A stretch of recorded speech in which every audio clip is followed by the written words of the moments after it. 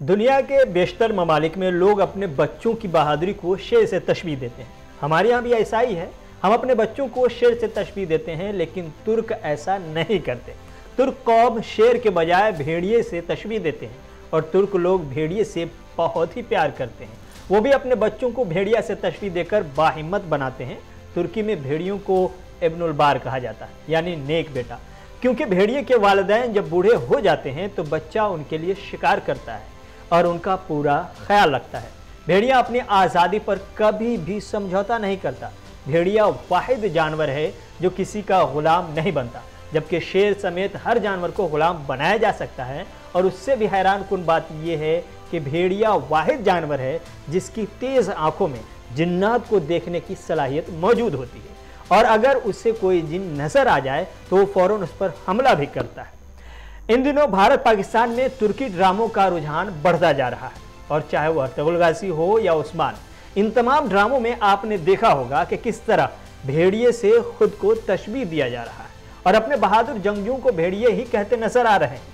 आपको यह जानकर हैरानी होगी कि भेड़िया गर्चे जानवर है, उसके बावजूद वो अपनी माँ और बहन को शहवत की निगाह से देखता तक नहीं।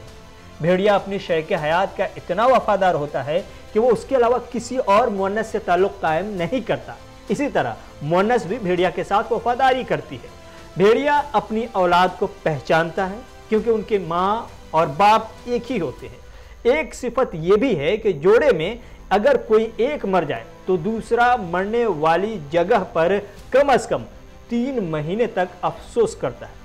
सबसे अहम बात यह है कि भेड़िया एक आंख से सोता है, और जब भेड़िया एक आंख की नींद पूरी कर लेता है तो फिर दूसरी आंख की नींद पूरी करता है। जख्मी भेड़िया अपने रेवड़ से छुप कर रहता है, वरना दूसरे भेड़िए उसे मारकर खा जाते हैं।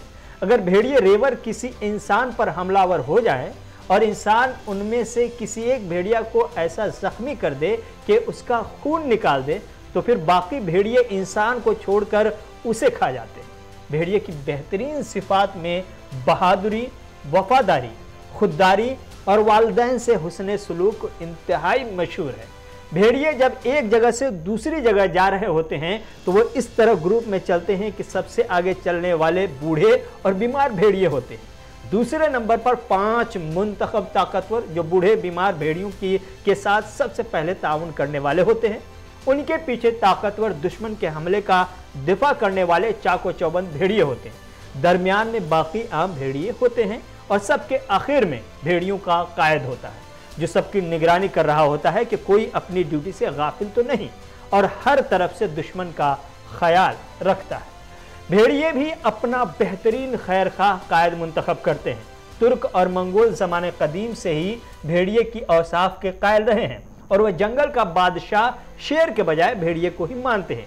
ये तुर्क और मंगोलों का कौमी जानवर भी है। तुर्क कबाइल के जंगजूओं की बहादुरी और जांबाजी को भेड़िए से ही तशबीह दी जाती है। अर्तुगरुल गाज़ी हो या दीगर उस्मान, इन तमाम से मंसूब अर्तुगरुल गाज़ी से मंसूब एक अंगूठी जो आज भी तुर्की के अजायब घर में महफूज है, उस पर भेड़िए की तस्वीर इस बात के सबूत के लिए है कि तुर्क हमेशा से ही भेड़िए की शुजाअत के कायल रहे हैं। ड्रामा अर्तुगरुल गाज़ी में भी वो अंगूठी अर्तुगरुल गाज़ी का किरदार अदा करने वाले अदाकार के हाथ में दिखाई गई है। उम्मीद है आप समझ गए होंगे कि तुर्क कौम खुद को भेड़िया से तशबीह देने में क्यों फख्र महसूस करती है।